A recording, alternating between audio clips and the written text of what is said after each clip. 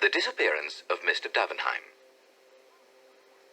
Poirot and I were expecting our old friend Inspector Japp of Scotland Yard to tea. We were sitting round the tea table awaiting his arrival. Poirot had just finished carefully straightening the cups and saucers which our landlady was in the habit of throwing rather than placing on the table. He had also breathed heavily on the metal teapot and polished it with a silk handkerchief. The kettle was on the boil, and a small enamel saucepan beside it contained some thick, sweet chocolate, which was more to Poirot's palate than what he described as your English poison. A sharp rat-tat sounded below, and a few minutes afterwards Japp entered briskly. "Hope I'm not late," he said as he greeted us. "To tell the truth, I was yarning with Miller, the man who's in charge of the Davenheim case." I pricked up my ears. For the last 3 days, the papers had been full of the strange disappearance of Mr. Davenheim, senior partner of Davenheim and Salmon, the well-known bankers and financiers. On Saturday last, he had walked out of his house and had never been seen since. I looked forward to extracting some interesting details from Japp. "Look, I should have thought," I remarked, "that it would be almost impossible for anyone to disappear nowadays." Poirot moved a plate of bread and butter, the 1/8 of an inch, and said sharply, "Be exact, my friend. What do you mean by disappear? To which class of disappearance are you referring?" "Are disappearances classified and labeled, then?" I laughed. Japp smiled also. Poirot frowned at both of us. "But certainly they are. They fall into 3 categories. First, and most common, the voluntary disappearance. Second, the much abused loss of memory case, rare but occasionally genuine. Third, murder, and the more or less successful disposal of the body. Do you refer to all 3 as impossible of execution?" "Well, very nearly so, I should think. You might lose your own memory, but someone would be sure to recognize you, especially in the case of a well-known man like Davenheim. Then bodies can't be made to vanish into thin air. Sooner or later they turn up concealed in lonely places or in trunks. Murder will out. In the same way, the absconding clerk or the domestic defaulter is bound to be run down in these days of wireless telegraphy. He can be headed off from foreign countries. Ports and railway stations are watched. And as for concealment in this country, his features and appearance will be known to everyone who reads a daily newspaper. He's up against civilization." "Ah, mon ami," said Poirot, "you make one error. You do not allow for the fact that a man who had decided to make away with another man, or with himself in a figurative sense, might be that rare machine, a man of method.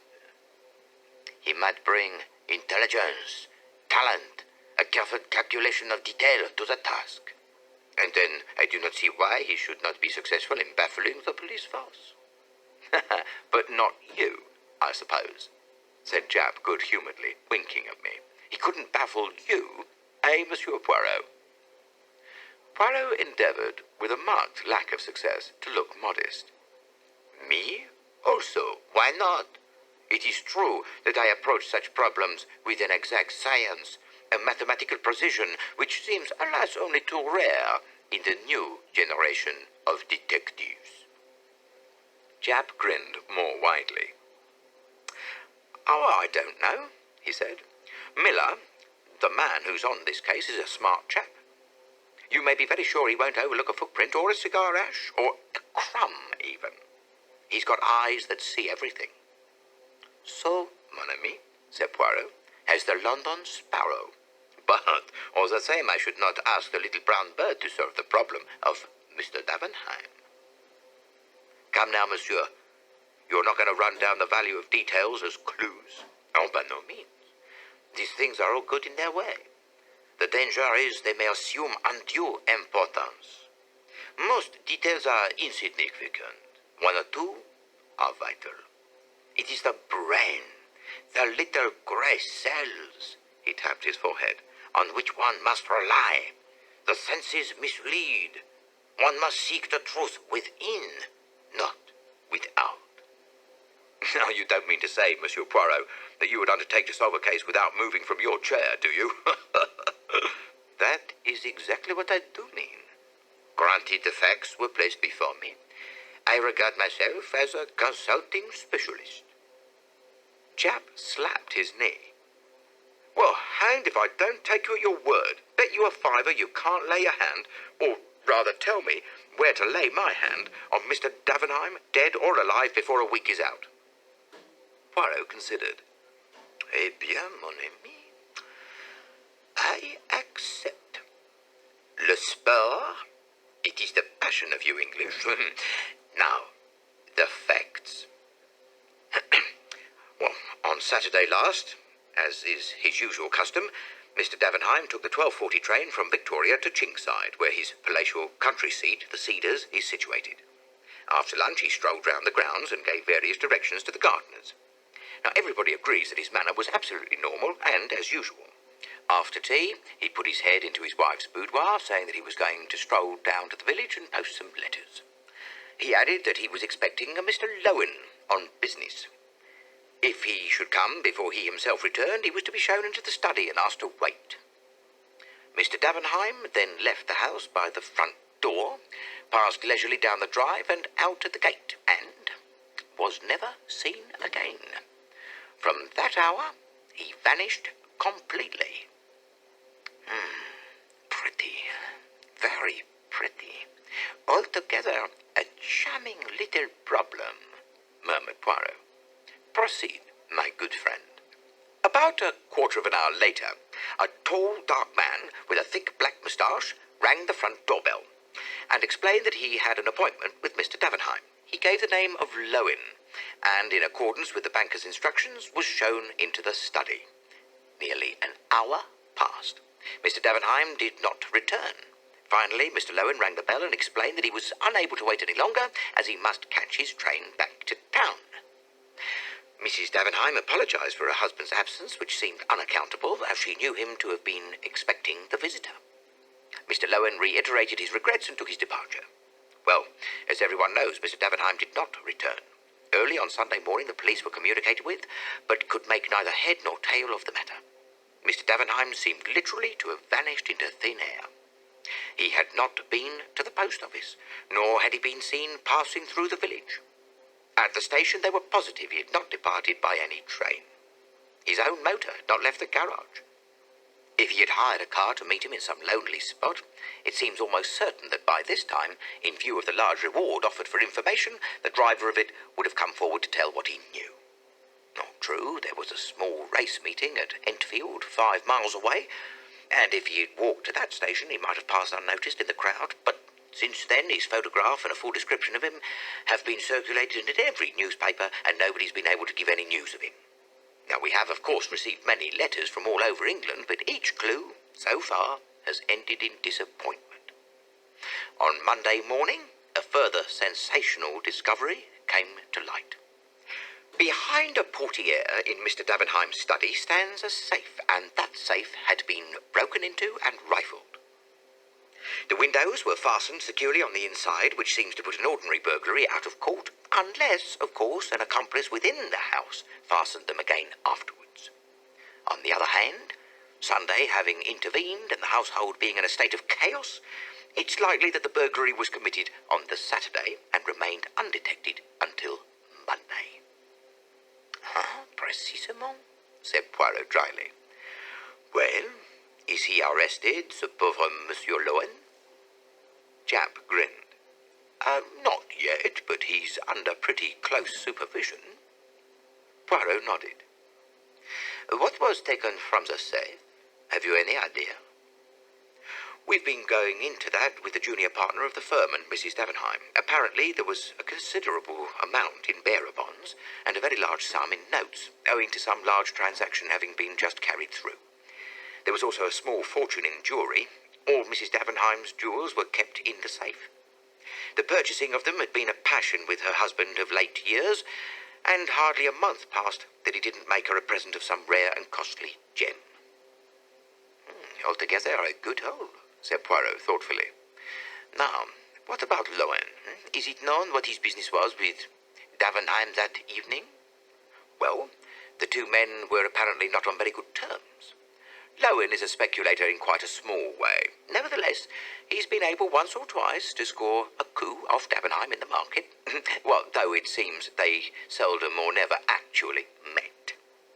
It was a matter concerning some South American shares which led the banker to make his appointment. Had Davenheim interests in South America, then? I believe so. Mrs. Davenheim happened to mention that he spent all last autumn in Buenos Aires. Any trouble in his home life? Well, was a husband and wife on good terms? Or I should say his domestic life was quite peaceful and uneventful. Mrs. Davenheim is a pleasant, rather unintelligent woman. Well, quite a non-entity, I think. Oh, then we must not look for the solution of the mystery there. Had he any enemies? Well, he had plenty of financial rivals, and no doubt there are many people, whom he has got the better of, who bear him no particular goodwill. But there was no one likely to make away with him, and if they had, well, where's his body? Exactly. As Hastings says, bodies have a habit of coming to light with fatal persistency. Oh, by the way, one of the gardeners says he saw a figure going around to the side of the house, towards the rose garden. The long French window of the study opens onto the rose garden, and Mr. Davenheim frequently entered and left the house that way. But the gardener was a good way off, at work on some cucumber frames, and cannot even say whether it was the figure of his master or not. Also, he cannot fix the time with any accuracy. It must have been before 6, as the gardeners ceased to work at that time. And Mr. Davenheim left the house? Oh, about 5:30 or thereabouts. What lies beyond the rose garden? A lake with a boathouse? Yes, a couple of punts are kept there. I suppose you're thinking of suicide, Monsieur Poirot, eh? Well, I don't mind telling you that Miller's going down tomorrow expressly to see that piece of water dragged. Well, that's the kind of man he is. Poirot smiled faintly and turned to me. Hastings, I pray you, hand me that copy of Daily Megaphone. If I remember rightly, there is an unusually clear photograph there of the missing man. I rose and found the sheet required, and Poirot studied the features attentively. He murmured. Wears his hair rather long and wavy, full moustache and pointed beard, and bushy eyebrows. Eyes dark? Yes. Hair and beard turning grey? The detective nodded. Well, Monsieur Poirot, what have you got to say to it all, then? Clear as daylight, eh? On the contrary, most obscure. The Scotland Yard man looked pleased. Which gives me great hopes of solving it, finished Poirot placidly. Eh? Oh, I find it a good sign when the case is obscure. If a thing is clear as daylight, eh bien, mistrust it. Someone has made it so. Japp shook his head almost pityingly.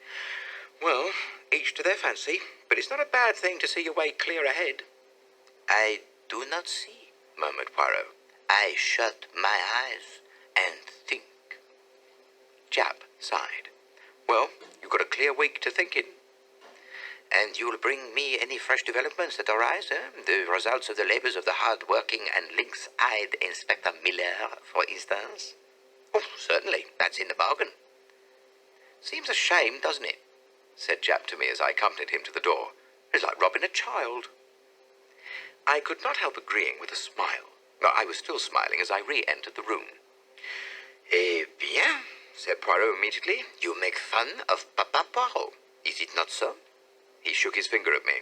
You do not trust his grey cells, eh? Do not be confused.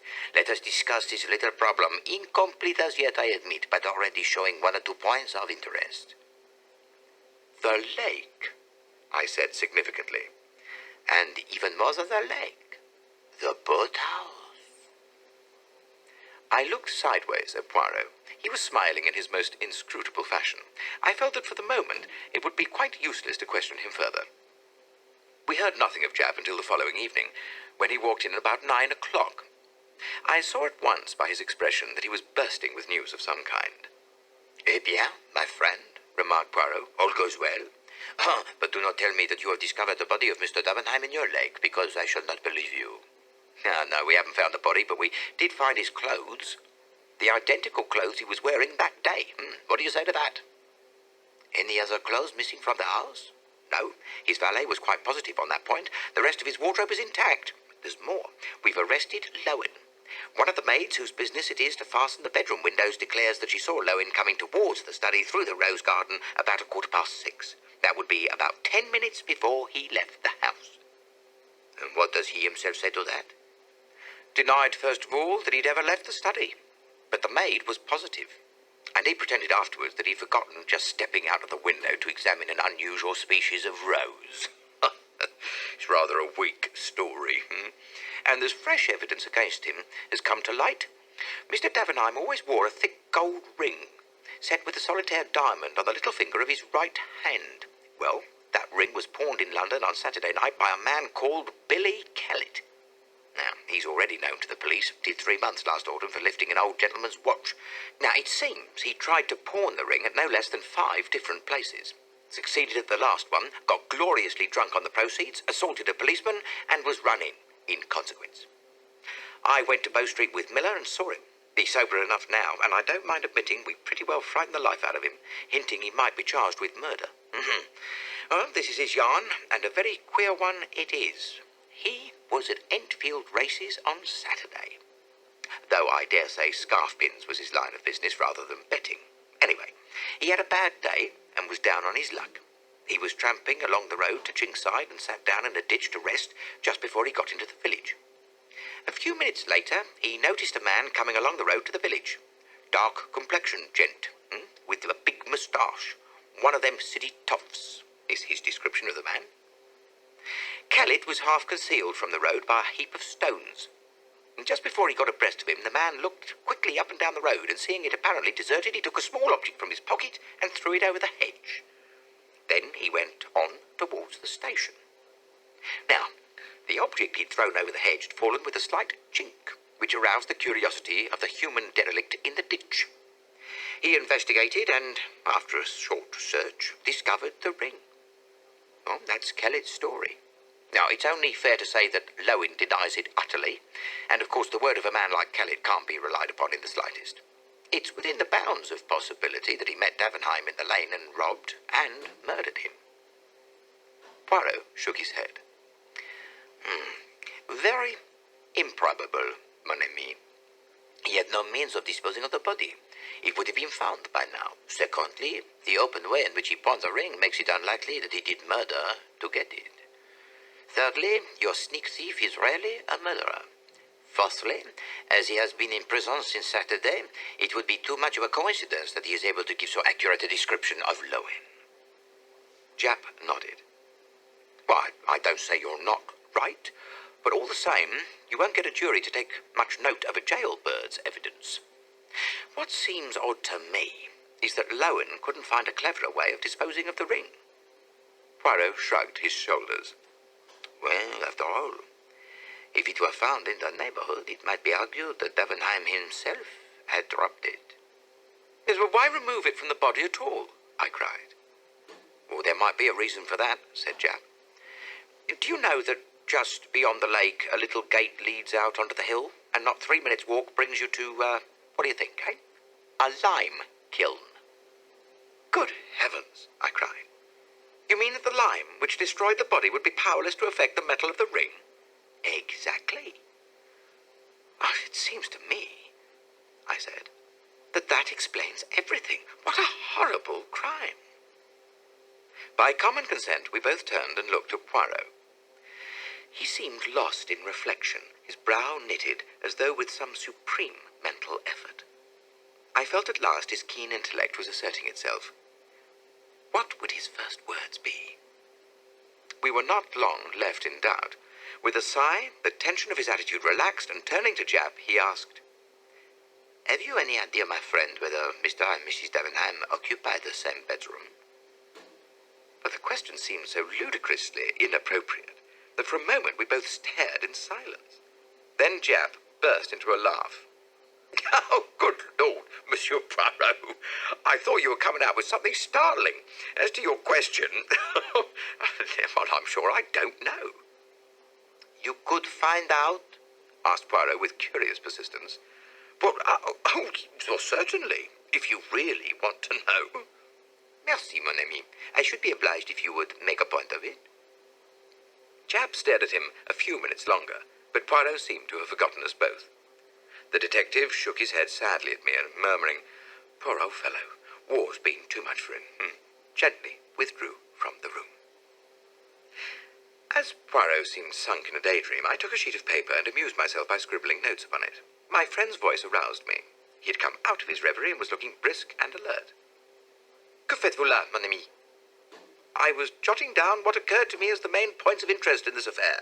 "Ah, you become methodical at last," said Poirot approvingly. I concealed my pleasure. "Shall I read them to you?" "Oh, by all means." I cleared my throat. 1. All the evidence points to Lowen having been the man who forced the safe. 2. He had a grudge against Davenheim. 3. He lied in his first statement that he had never left the study. 4. If you accept Billy Kellett's story as true, Lowen is unmistakably implicated. I paused. "Well?" I asked, for I felt that I'd put my finger on all the vital facts. Poirot looked at me pityingly, shaking his head very gently. "Oh, mon pauvre ami, but it is that you have not a gift. The important detail, you appreciate him never. Also, your reasoning is false." "Well, how?" "Let me take your 4 points. 1. Mr. Lowen could not possibly know that he would have the chance to open the safe. He came for a business interview. He could not know beforehand that Mr. Davenheim would be absent, posting a letter, and that he would consequently be alone in the study." "Well, he might have seized the opportunity," I suggested. "And the tools? City gentlemen do not carry around housebreakers' tools on the off chance, and one could not cut into that safe with a penknife." "Well, what about number 2? "You say Lowen had a grudge against Mr. Davenheim. What you mean is that he had once or twice got the better of him, and presumably these transactions were entered into with a view of benefiting himself. In any case, you do not as a rule bear a grudge against a man you have got the better of. It is more likely to be the other way about. Whatever grudge there might have been would have been on Mr. Davenheim's side." "Well, you can't deny that he lied about never having left the study." "No. But he may have been frightened. Remember, the missing man's clothes had just been discovered in the lake. Of course, as usual, he would have done better to speak the truth." "And the 4th point?" "No, I grant you that. If Kellett's story is true, Lowen is undeniably implicated. That is what makes the affair so very interesting." "Well, then I did appreciate one vital fact." Perhaps, but you have entirely overlooked the 2 most important points, the ones which undoubtedly hold the clue to the whole matter." "And pray, what are they?" 1. The passion which has grown upon Mr. Davenheim in the last few years for buying jewelry. 2. His trip to Buenos Aires last autumn." "Poirot, you are joking." "No, I am serious." "Ah, sacred thunder, but I hope Japp will not forget my little commission." But the detective, entering into the spirit of the joke, had remembered it so well that a telegram was handed to Poirot about 11 o'clock the next day.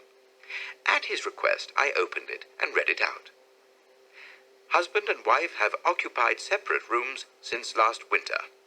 "Aha!" cried Poirot. "And now we are in mid-June. All is solved." I stared at him. "You have no moneys in the bank of Davenheim and Salmon, mon ami?" "No," I said, wondering. "Why?"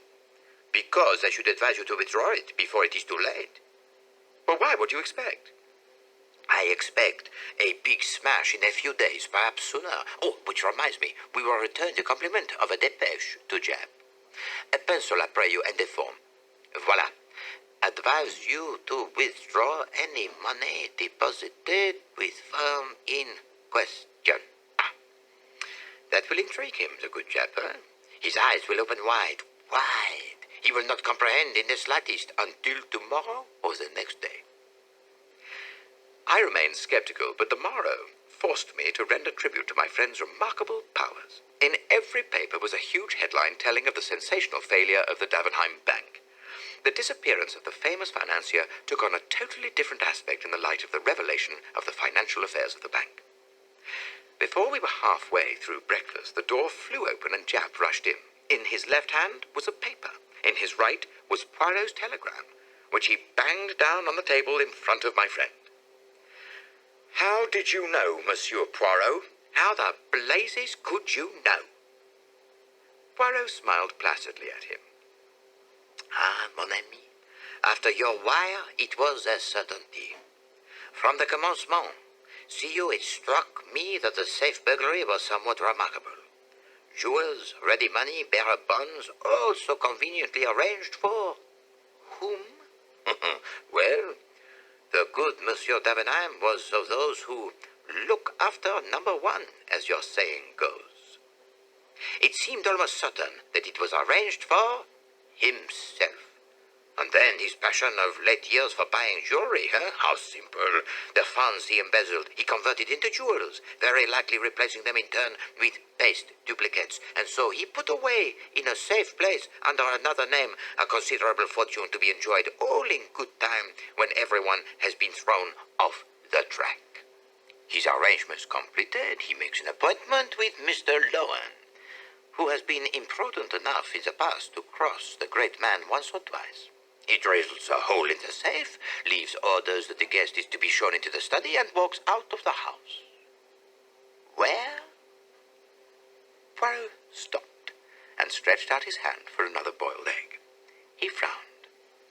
"It is really insupportable," he murmured, "that every hen lays an egg of a different size.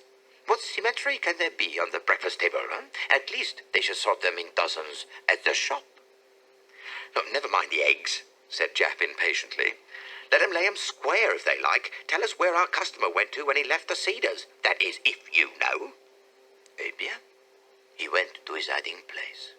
Ah, this Monsieur Davenheim. There may be some malformation in his grey cells, but they are of the first quality."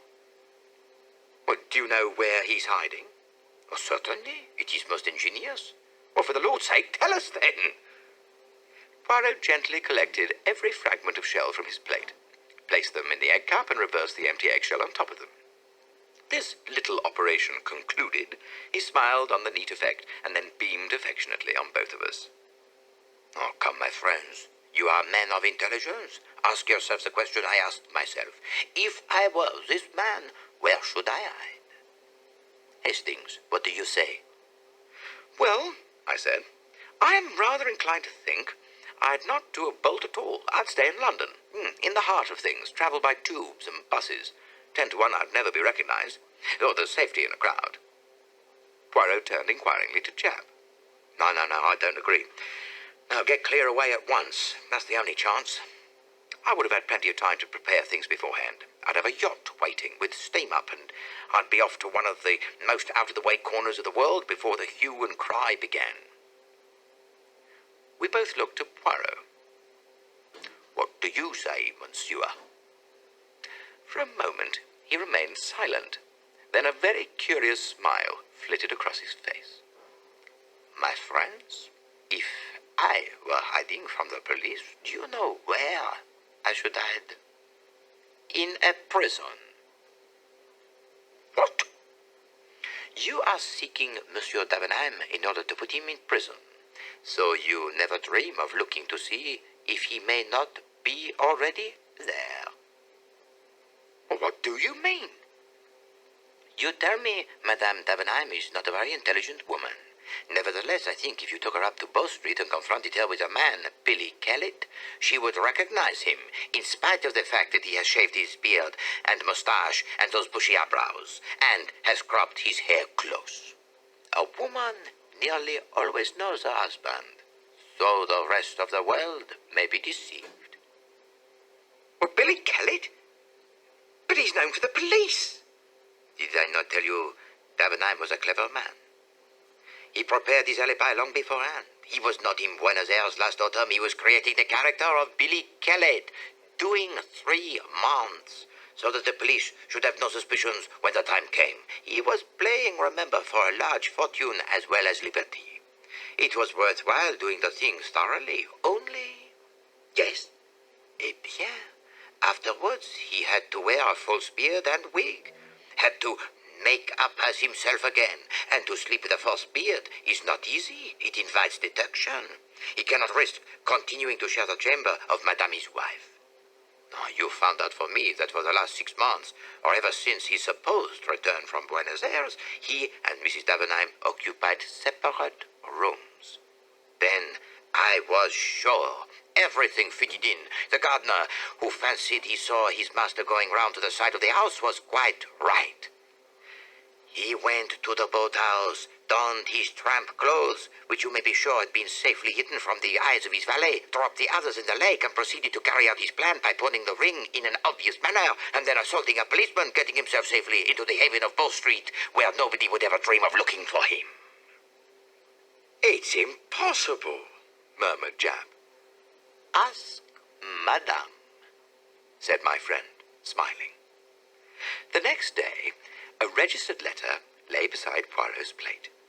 He opened it, and a £5 note fluttered out. My friend's brow puckered. Ah, sacré! But what shall I do with it? I have much remorse. So pauvre Jap. Oh. Ah, an idea.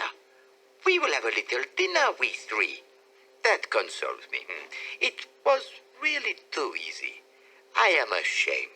I, who would not rob a child. Milton, mon ami, what have you, that you laugh so heartily?